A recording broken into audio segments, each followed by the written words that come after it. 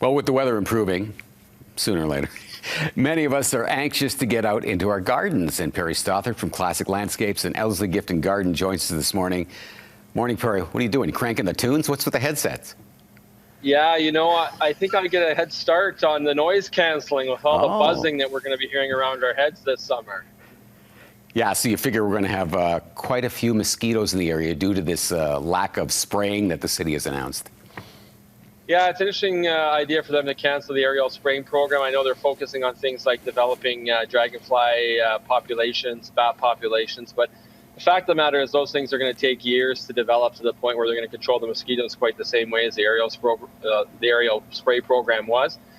And so we're going to feel it this year. Some of the estimates are, maybe as many as twice as many mosquitoes as we're normally used to this summer, which I think is going to have an impact for most of us. Yikes, that's not good news. But rumor has it there is something we can do in our yard to help that matter. Yeah, well, like any challenge, there's an opportunity. And the one thing that we have in nature is we have some plants that mosquitoes don't like. So there's some really cool plants that look great in the yard. They have really nice aromas. We'll talk about a few of them today that you can actually plant in our yards and gardens, in our flower beds, that will actually repel mosquitoes, and they'll make your backyard party less attractive for them to hang out at. So they smell good for us, but the mosquitoes don't like them then? That's true. So some of the examples that we're talking about, lavender is a really popular one. Obviously, lavender is used in a lot of different things, oils, creams, lotions, because of how great it smells. And it's a hardy plant. There are some varieties that are maybe more just for the summer, but we do have some varieties that will overwinter here from year to year as well. And so lavender is a great choice, has a beautiful flower.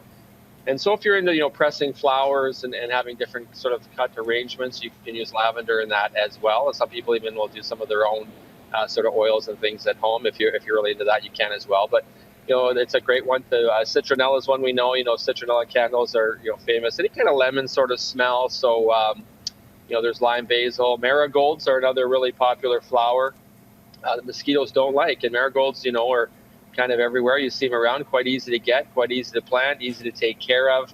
Nasturtiums are another annual that is really effective at repelling mosquitoes. And there's a couple other herbs as well, like thyme and rosemary. So we can use them in some of our cooking.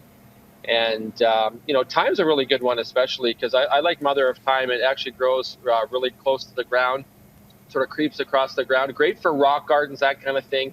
As you actually maybe have a pathway or something, you'll walk on it, you kind of crush it. It'll actually release the thyme smell. It doesn't harm the plant. It can definitely handle that. And so it's just a really cool sort of vibe and look. If you're doing that kind of thing, it has the added benefit of, getting the mosquitoes out of the yard. So now that you've decided what particular plants you're going to be buying to repel these mosquitoes, strategically, are there any special places you should be planting them within your yard? Yeah, well, then, depending on the plant itself, obviously the first consideration is going to be location. Some are going to, enjoy sort of hotter, sunnier locations. The herbs, for sure, in that case, they don't like it super wet. A great idea is to actually, plant them in and around the areas that you're going to hang out. So around your deck, maybe you're going to have window boxes on the deck. Have some herbs. You can use them again for cutting and cooking. But they're adjacent to where you're going to be hanging out. Obviously, if you're going to have some lavender or other plants like we've talked about, marigolds and nasturtiums, and you have them over in the back corner of the yard, it might be a nice sunny location, but maybe that's not an area that you hang out at, so the mosquitoes are just going to come find you. So again, just keep them planted in areas, location-wise for the plant. That's the conditions, maybe sun, maybe dry, maybe wet, whatever that might be. And then consider, obviously, the areas that you're going to hang out. Maybe you have a paving stone patio by the fire pit or something like that you can just add. And maybe you don't have a ground area to plant in, so you can plant them in containers and do some container gardening where you can move them around. And maybe from a design aesthetic, they're great in one spot, but you're going to have a party one day, so you'll move them into the areas you're going to be hanging out at.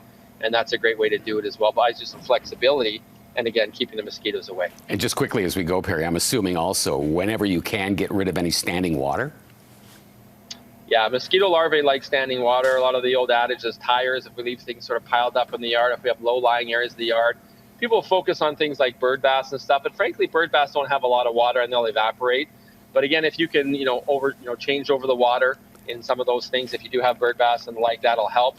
Because again, it's standing water. Mosquitoes are not going to lay their eggs and larvae in moving water. So it's standing water that's the problem. So if you can eliminate some of those areas in your yard, you'll actually reduce the population close to you as well. All right, Perry, thank you so much as always. Some very useful information. You can crank up the tunes now.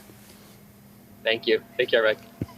For more great ideas on how you can make your yard the masterpiece of your neighborhood, you can check out Classic Landscape and Elsa Gift and Garden. They're located at 100th Street and 6th Avenue. More information, all the information you need actually, is on your screen.